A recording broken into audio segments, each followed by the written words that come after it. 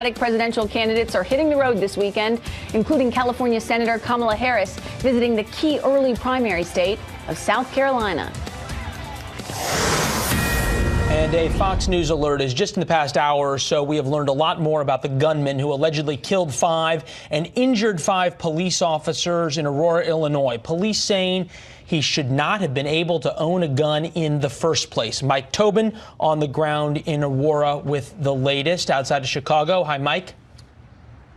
Hi, Leland. We just learned from the police chief out here that 45-year-old Gary Martin had multiple run-ins with police. 6 arrests from the police here in Aurora, Illinois. 1 for violating an order of protection, for traffic violations, for domestic violence. In 2017, he was arrested for disorderly conduct. But specific to gun ownership, he had a felony conviction for aggravated assault in Mississippi back in 1995. When this was discovered through fingerprint analysis, his concealed carry permit was rejected and his firearm owner's identification card was revoked, but still the gun he applied for and purchased in 2014 was left in his possession. That's what we're determining right now as part of our investigation, is what happened with that, and we're hoping to be able to report that to you. Shooting of 2019, the 8th mass shooting in the last 12 months. You might remember February 14th, Valentine's Day of 2018, 17 people were killed, another 17 wounded in the shooting at Marjory Stoneman Douglas High School in Parkland, Florida. On April 22nd of that year, 4 were killed and 4 others were injured when a gunman opened fire at a Tennessee Waffle House.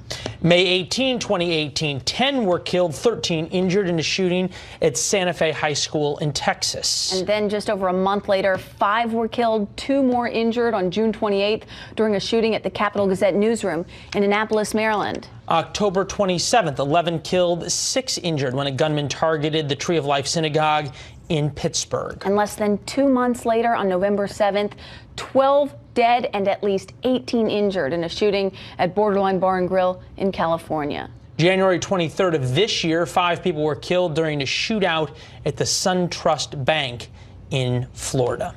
Wow, it really puts it all in perspective. We cover these way too many that. times. Yeah.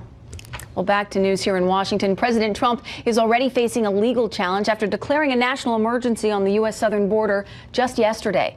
Our Ellison Barber is live with more. Hi, Ellison. Hi, Kristen. So one lawsuit was filed yesterday, that one on behalf of landowners in South Texas and a nonprofit environmental group. More lawsuits are on the way. The ACLU says that they're going to file one early next week. House Speaker Nancy Pelosi and Senate Minority Leader Chuck Schumer say that they're going to defend their constitutional authorities in the Congress, in the courts, and in the public, using every remedy available. President Trump made it clear yesterday he expects to end up fighting this in the Supreme Court, and opponents seem ready to use his own words against him. When the president declared a national emergency in the Rose Garden yesterday, he talked about the need for a wall and border security, but he also suggested that he didn't absolutely need to declare a national emergency. Listen. I could do the wall over a longer period of time. I didn't need to do this, but I'd rather do it much faster. President Trump got one thing right this morning about his declaration. When he said, I didn't have to do this. He's right. He didn't have to do this. In fact, he can't do this because the U.S. Constitution gives Congress, not the president, the powers to direct dollars. California's governor and attorney general expect to see the president in court and suggest a multi-state lawsuit is on the way. We want to be a working partner, but he makes it almost impossible when he plays these games and manufactures a crisis and creates the conditions where we have no other choice than to sue the administration, join other states, join our partners in the federal government to do the same. Now, most Republicans say the president is acting within his power here, that this is a real emergency and something that he needed to do. A handful of Republican senators, however, are expressing some concern, particularly at this national emergency declaration. Kristen? Ellison Barber, thank you. Leland? All right, we bring in former Trump administration EPA official Mandy Gunsekara, founder of Energy 45, a pro-Trump nonprofit advocacy group. Nice to see you. Appreciate it. All right, clear it up for us. Did he have to do this or not? He absolutely did. He said he didn't, though. He had to do it. So, look, I worked with President and the administration. I've been in the trenches with him fighting for practical solutions to today's serious issues. And when we got together and thought about this, he always comes out strong. And that's what we saw yesterday. Declaring this national emergency, or issuing this national emergency declaration, is something that had to be done to address the ongoing crisis at the border of human traffickers, hold on, help me understand this, though. The president himself said it didn't have to be done. You're saying it did. Where's the difference?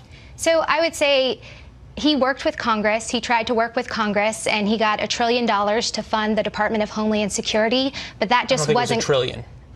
You're right, $1 billion, over $1 billion to fund the Department of Homeland Security. He did what he could, but it was over $1 billion to fund the wall part. There was a lot more to fund DHS in there. Yes, exactly. But the best thing he can do to address the ongoing crisis at the border is to build the wall. And it's simple. Walls work. And what he's had to do in going to Congress is deal with an extreme party, an extreme Democrat party that has gone so far to the left. They want to go out there but like. For 2 years, he was dealing with a Republican party, and he couldn't get the money. He didn't declare an emergency then. Why is it an emergency today? Emergencies you call 911 for. You don't say, well, I could call 911. I might not have to. I'll negotiate for a few weeks, and then I'll do it. Why is it an emergency today?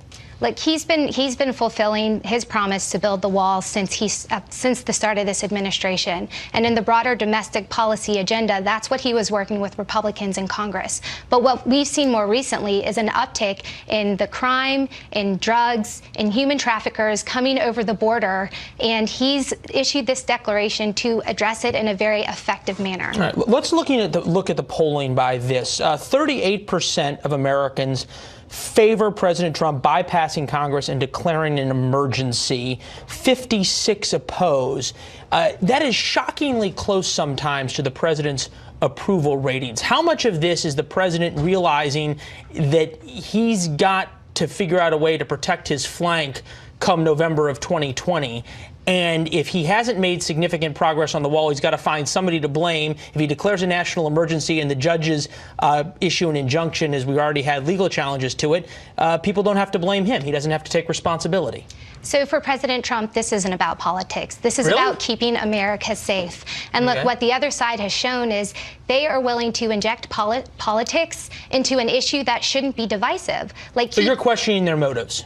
The other side, absolutely, I'm questioning their motives. Look, the president's pure the driven snow on this. The fact that he campaigned on this doesn't make it a political issue. Of course he campaigned on it, but today what we're faced with is a serious crisis at the border, and the president has been working with Congress to try and get the right funding and try and get the right type of technologies in place to assist with protecting our border. And today it's all about keeping this country safe. So, Mandy, help me understand this. The president's been working for 2 years with a Republican Congress. Somehow they couldn't get the border funding figured out then.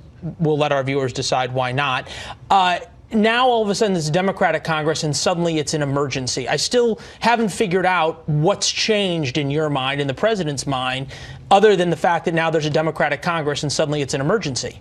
I think what's changed is what the president clearly laid out yesterday during his press conference, is that there's been this uptick in drugs coming into the country. Sitting in the front row was mothers from angel mothers who had lost children because of an inability to keep this country safe at the southern border. And so what the president has done is he's declared this national emergency using legal authority, clear legal authority that's been used in the past. And it's all about him placing Americans' safety at the utmost priority. Well, we will see how clear the judges of the Ninth Circuit think the legal authority is in the coming days and weeks. Appreciate you being here, ma'am. Thank you. Yeah, great. Thank you for the time. Good to see you. Kristen? Well, Democratic hopefuls are gearing up for the 2020 presidential race and vowing to challenge the president's national emergency declaration on the U.S.-Mexico border. So joining us now from San Diego, former Obama campaign spokesman Zach Friend, and Nathan Rubin is in New York. He's a Democratic strategist and founder of Millennial Politics. Welcome to the show, gentlemen. Great to be here. Well, let's start by just talking about the fact that this week really felt like the start of the 2020 campaign. You have all of these Democratic candidates on the campaign trail this weekend, and then it started on Monday with President Trump and Beto O'Rourke holding these counter rallies in El Paso. And at that rally, President Trump really gave us a solid preview of what his attack line against the Democrats is going to be in 2020. He said the Democratic Party has never been more outside the mainstream, and he called it the party of socialism, late-term abortion, and open borders. So, Zach, I'll start with you. What do Democrats need to do to counter that message, and what should they say going forward to counter that? I think in some degree the Democrats just need to be the adult in the room. Right now there's a lot of rhetoric actually on both sides. It almost seems like we're in a perpetual primary season, meaning nobody's actually trying to govern toward the middle. Everybody's trying to find some sort of extreme position to plant their flag with. I think that if Democrats can show that they can actually govern and not get caught up in a lot of this mess and the day-to-day sort of news cycle of this, I think that they'll be rewarded. They were rewarded in the 2018 midterms, and I think that they'll be rewarded in the 2020 presidential. Nathan, what about you? I have to agree with what Zach was saying, and the idea that Democrats haven't been in the mainstream or are so far out of the mainstream. All you have to do is look at the 2018 midterm elections. Democrats won far more votes than Republicans. They flipped one chamber of Congress, the House of Representatives, and they are acting on their mandate. They've passed H.R. 1, which is all about election reform, campaign finance reform. They're even introducing gun control legislation. These policies are popular with the American people, and like Zach said, they're the adults in the room at this point in time. But I've spoken to a lot of Democratic strategists and, even some candidates who say that they're, concerned that they will have to move so far to the left during the primaries that they may not be a viable candidate against President Trump in the general election. Are you too worried about that? And Zach, I'll start with you. Well, I think that there is a tale of two elections going on, which is to say the primary and the general, that ultimately this will still be decided in the industrial Midwest. Now, it's possible that you'll get some additional states, say North Carolina, maybe Georgia, but ultimately I think that the general election message will still go through Pennsylvania, Michigan, and Ohio. And it's really going to be the candidate that can actually speak to those voters on, I would argue, an economic populism message that'll actually play out. I think a lot of what we're hearing today is noise and actually distraction techniques to try and get us to 2020. Somebody that can cut through that and actually reach the greater base, I think will win in 2020, though. And Nathan, who do you think that person might be, somebody that can cut through it all? It's a little early to tell, but I think Zach's absolutely right about the economic populism message, the idea of the Green New Deal, reinvesting in these communities, or a high marginal tax rate. These ideas are popular with the American people, particularly in the industrial Midwest, and even things like Medicare for All, the idea that you shouldn't go broke if you get sick. I mean, come on, these are basic common sense value statements that Democrats are championing, and I think people in the Midwest will resonate with that.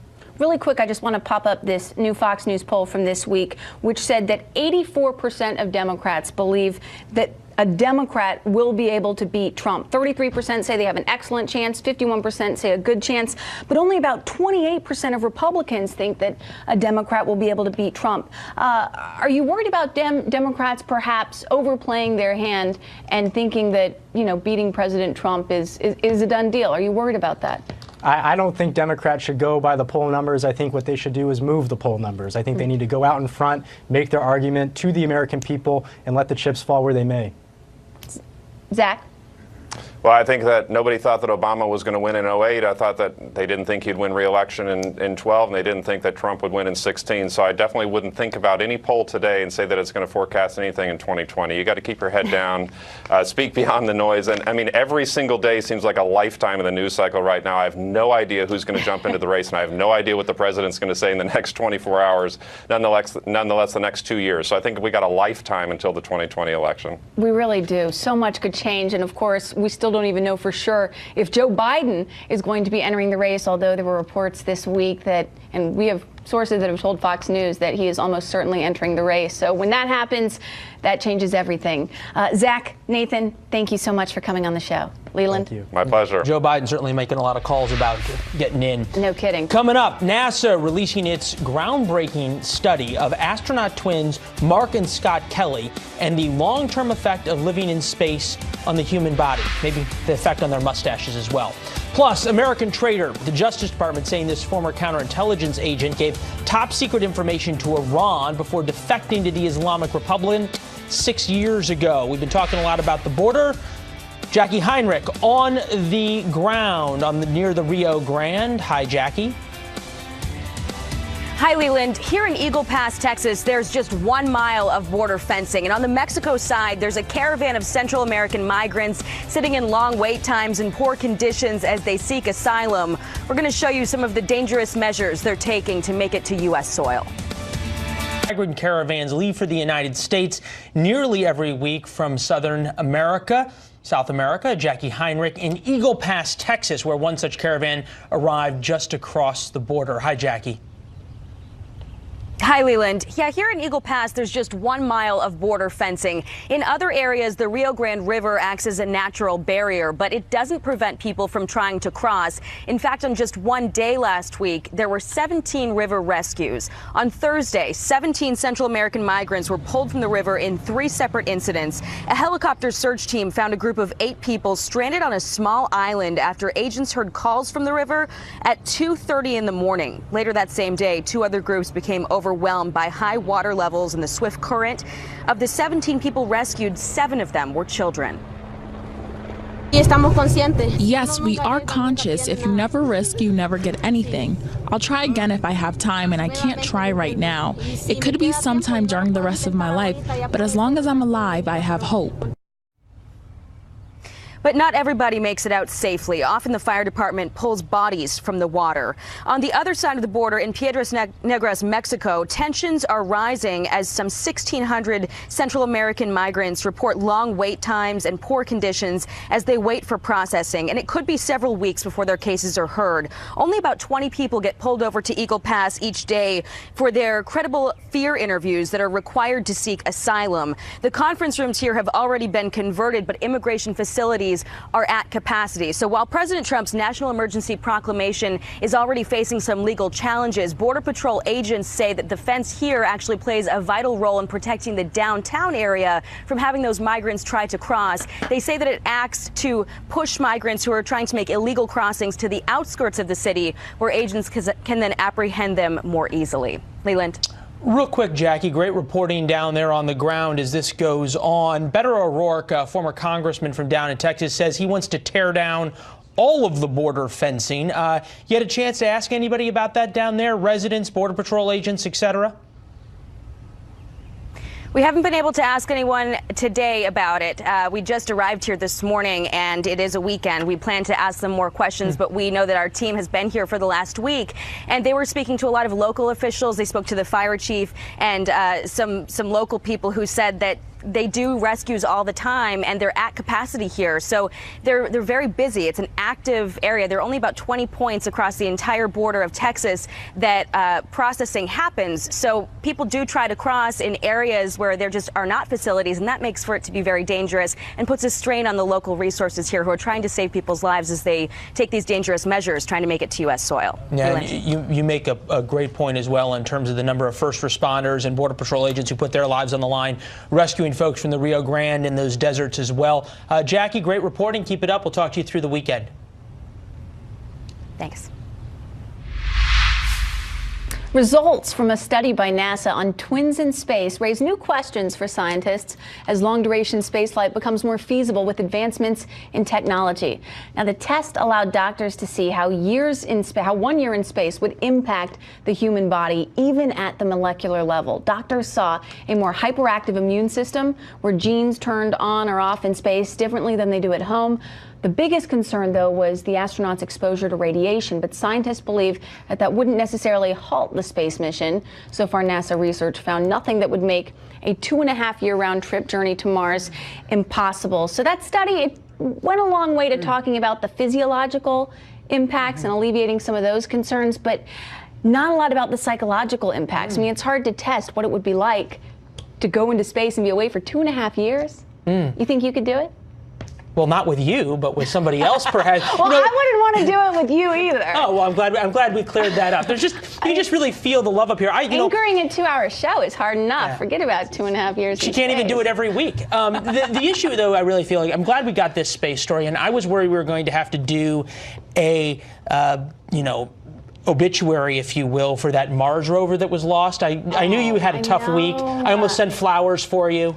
I know. Thank you. I appreciate it. It's been a tough week. And, you know, Elon Musk, you never know where his head is at. I was waiting to see where you were going to go with this. I'm glad you bashed the Mars rover and not my boy Elon Musk. I appreciate that. Well, you know, you got to kind of spread the love around, right?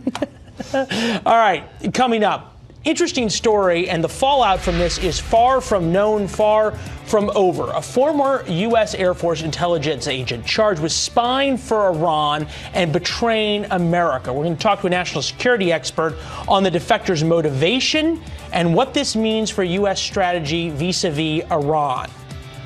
And this is how Kristen Fisher feels about anchoring with me. Canines couldn't hide their excitement when it was time for their owner to receive these packages. Well, here they come. We're going to show you how the UPS driver handled the encounter. Yeah, poor guy. I'd be scared. That's how I feel with you. Senior fellow and national security analyst Michael Pregent. Michael, Vice President Mike Pence had some very strong words for our European allies today. Let's just listen to what he said, and then I'll get your reaction on the other side of it. The time has come for all of us to act. The time has come for our European partners to stop undermining U.S. sanctions against this murderous revolutionary regime. The time has come for our European partners to stand with us and with the Iranian people. And the vice president made those remarks right after the German Chancellor Angela Merkel spoke and defended Germany's decision to stay in the deal. What do you make of this? Well, our European allies, unfortunately, were always in the JCPOA or the Iran deal in order to reap the economic benefits of going into Iran's economic sectors. But it's just not worth it. Why would you invest in an economy that sponsors terrorism, that continues to proliferate weapons, that imprisons women, that hangs homosexuals?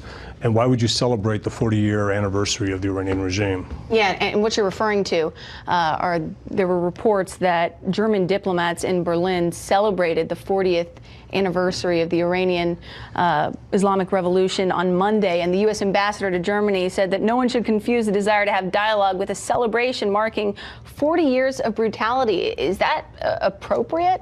Now, I wish our European allies would actually listen to the Iranian people and how upset they are with this regime. The Iranian people are not celebrating 40 years of this regime, and our European allies need to listen to them. I want to turn to the news that broke this week about Monica Witt. She's a former Air Force sergeant who defected to Iran in 2013. And I mean, she is accused of doing some really terrible things that really undermined national security here in the United States. I just want to read you one thing that Douglas Weiss, he's a former senior intelligence official, and he told the Washington Post that on a scale of 1 to 10, I believe that she was a 7 or an 8 in terms of the damage that she did to our national security. Do you agree with that assessment? Oh, I do. She had access to 2 different programs. She was able to tell the Iranians how we listen to them and what the National Security Agency does. She was a voice interceptor when she learned Persian at the Defense Language Institute in Monterey, California. So she would have had access to our highly classified signals intelligence selectors, meaning individuals in Iran that we were looking at. And the most important thing that she can tell the Iranians, and they've been able to use this in selling this narrative that they are adhering to the Iran deal, is how to message the NSA in signals intercept, meaning the NSA listens to you, you identify yourself, you say you're complying with existing UN Security Council resolutions, and our NSA comes out and says you are actually not cheating. What about the damage to human intelligence and our spy networks? Right. I mean, I believe she's accused of revealing the names of double agents. Yes, that's the biggest thing. Non-official covers. It's a name that we give our agents that you recruit in Iran and other places. And once those names are divulged to the authorities, they disappear. And it also makes it very difficult for a CIA case officer, a DIA case officer to go into the country and recruit additional sources because they have recent examples of betrayal and seen former sources disappear. And so how could this information that she was giving to the Iranians, how could this have impacted the negotiations of the Iranian nuclear deal, which was, she defected in 2013, the deal was signed in 2015? By hurting our human intelligence capabilities, by revealing networks, it makes us over-reliant on signals intercept. I think my mic just came off. Here, I'll get that for you. On signals intercept, and that's funny because the NSA probably just knocked this off me. Signals intercept, and you can message us. I had an experience on Capitol Hill when I talked to a Democrat who was on the fence on supporting the Iran deal. And he said, well, I've seen signals intelligence that say that they are not cheating. And I said, did it sound something like this? My name is so-and-so. I'm in charge of this department. I'm adhering to the JCPOA, and we are not cheating. It's almost as though they say it long enough for the NSA to actually hear it, and then they'll put it out in a report and say that you're not cheating. Unfortunately, our intelligence communities believe that if somebody says something on the phone, they're not lying, and we lie all the time on the phone, unfortunately. Well, such a troubling story to learn about. Thank you, Michael Pregent. Thank you. Appreciate it. Leland? Well, amid growing controversy over his handling of sexual abuse by Catholic priests, the Pope has defrocked former Cardinal Theodore McCarrick ahead of a major conference about how to deal with the scandal. Brian Yennis joining us with more from New York. Hi, Brian.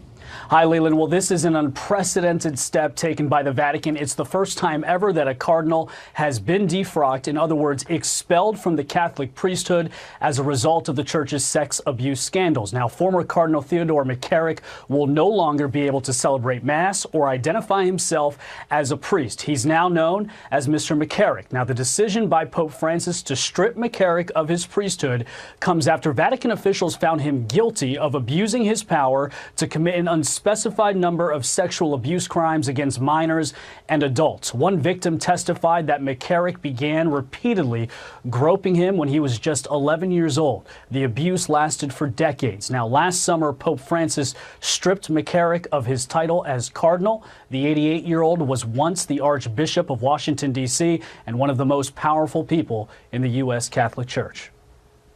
Both abuse and its cover-up can no longer be tolerated, and the different treatment for bishops who have committed or covered up abuse, in fact, represents a form of clericalism that is no longer acceptable.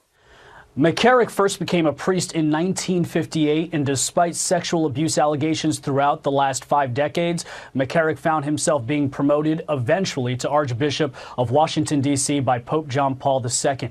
Today, the Archdiocese of Washington said this, quote, "Our hope and prayer is that this decision serves to help the healing process for survivors of abuse, as well as those who have experienced disappointment or disillusionment because of what former Archbishop McCarrick has done." The timing of this decision is not coincidental. Catholic Church leaders reportedly wanted this McCarrick trial wrapped up in time for the Vatican Summit on Sex Abuse, which begins Thursday, the February 24th. Now, Pope Francis created the summit after a grand jury report last summer, Leland, found more than 300 priests sexually abused children in the state of Pennsylvania.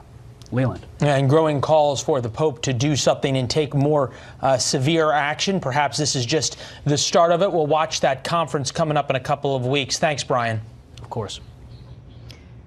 Coming up, another iconic American retail chain goes extinct. Plus, the trade war's effect on the U.S. whiskey industry. We'll talk to a distiller who is trying to cope with the lost sales.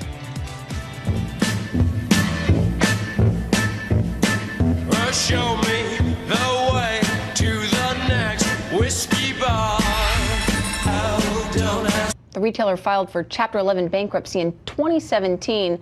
Liquidation sales are set to start on Sunday. Kristen Fisher will be at the store when it opens. Well, with less than 2 weeks before a new round of tariffs may go into place on billions of Chinese products, American industries are sounding the alarms over the potential trade war. New report released this week from the Distilled Spirits Council shows the effects the tariffs are having on their industry. Over the first half of 2018, U.S. exports were up 33% from the year prior. Since the tariffs went into effect in June, exports are now down 8%. With that, let's bring in the owner of Fuse Spirits from Evanston, Illinois, Paul Holetko. Paul, good to see you, sir. Appreciate it. Great to be here. Has this started, the tariffs had a real effect on your bottom line? If so, what is it? What's it mean for your employees? Well, I think the tariffs are really hurting us, and we're just a pawn in the game, but at the same time, we're also down quite a bit more than 8%. Some of our export markets, we're seeing losses of north of 80% of our sales, and this is something that's very challenging for us because we weren't necessarily counting on it. Over the last several years with our friends at the Distilled Spirits Council and the American Craft Spirits Association, and in fact partially funded by MAP funds from the U.S. government itself.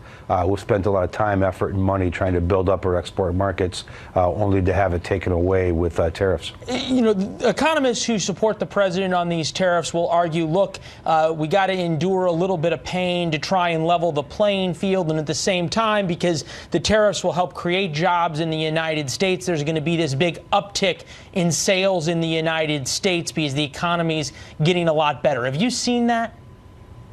Yeah, certainly we're seeing some decent growth across the U.S. with our business, but as far as, you know, macroeconomic effects of the tariffs, I'm a humble distiller. We're trying to make the best booze we can, and we're trying to sell it all over the world. Yeah. And historically, we've seen some pretty good success with that, only to see it kind of taken away with tariffs. All right, the president talked yesterday about this. Obviously, the Dow was up big on news possibly of a deal with the Chinese that would avert more tariffs. Here's what the president had to say, and then we'll get your response. I happen to like tariffs, okay? I mean, we're taking in billions and billions of dollars in tariffs from China. I love tariffs, but I also love them to negotiate. Thoughts? Well, I mean, certainly tariffs can have a place in a country's economic policy. All I can see is the effects on us, and that's really hurting us. And partially it's picking favorites, partially it's picking winners, and all I know is what I can see is our sales going down overseas at the same time that we're trying to grow everywhere else. Sales going down overseas, has that started to have an effect in terms of your employees? Are you hiring fewer of them? Have you had to lay anybody off? We're not laying anybody off. You know, we're very dedicated to our family. Yeah. Certainly, we've got employees, but I don't really think of them as that. I think of them as family, and so we're just kind of trying to grin and bear it. And some of our, growth in other markets is helping to offset that. In addition, last year's introduction of tax parity with beer and wine has given us some great strides to be able to make a lot of things more even. And so while the president's initiation of tax parity was extremely helpful and something that we certainly hope to continue with the recently introduced bills, the tariffs are certainly very detrimental. Interesting. How long can you hold on? I know folks are like family, but at some point, business is business. How long can you hold on with sales being down 80% in places before you're going to have to start making tough decisions? Oh, I think we're doing fine, and certainly across the markets in the U.S., we're doing great. Historically, exports have kind of been a little bit of the cherry, and certainly something we're trying to really continue to build on. If we are not able to continue to build that, most of our employees would certainly be fine. It's certainly just a question of making sure that we're able to continue spreading the message. And as you are, I'm sure, aware, exports are very beneficial because it brings resources from overseas domestically into the United States, which we should all be in favor of. Yeah, brings back foreign investment. I think I learned that in the part of economics class in college. I wasn't enjoying some of your products during. Good to see you, sir. Thank you very much. Thanks for having me. Great to see you. Pleasure. Kristen? Up next, humanitarian aid front and center in the battle for control of Venezuela. How the Trump administration is increasing pressure on Venezuelan President and increase pressure on the Venezuelan president to give up power. Jillian Turner with some insights on exactly how the administration plans to do that. So I had the opportunity to speak with National Security Advisor John Bolton yesterday afternoon at the White House. He talked to me about his strategy for Venezuela, a country that now is verging on the brink of civil war. Here's what he said. There's a lot at stake here. We're supporting this popular movement in Venezuela. In an exclusive interview with Fox News, President Trump's national security advisor, John Bolton, says time's up for disputed Venezuelan President Nicolas Maduro. I can tell you among the key generals, the leading figures supporting Maduro, they're in constant conversation with the opposition. The press doesn't see this, it's not on the surface, but they're negotiating. Clinging to power in Caracas, Maduro is firing warning shots at the Trump administration. The infected hand of Donald Trump is hurting Venezuela. Hands off of Venezuela, Donald Trump, and Venezuela will flourish. As millions of Venezuelans stare down the mouth of civil war and a mass-scale humanitarian crisis, Maduro insists it's President Trump's advisors who are the problem. Imagine John Bolton, Elliot Abrams, the group of extremists that surround him has put him through a dead end. But Bolton isn't blinking. Well, it's just another to add to my honor roll of criticisms from authoritarian figures around the world. I welcome it. It's been more than 3 weeks since opposition leader Juan Guaido claimed the presidency, and yet the country's military remains firmly behind Maduro. Venezuela has 2,000 generals. That is more than all the generals in every NATO country combined. So that tells you where the corruption is. Sources tell Fox News President Trump has stopped shy of ordering the Pentagon to draw up military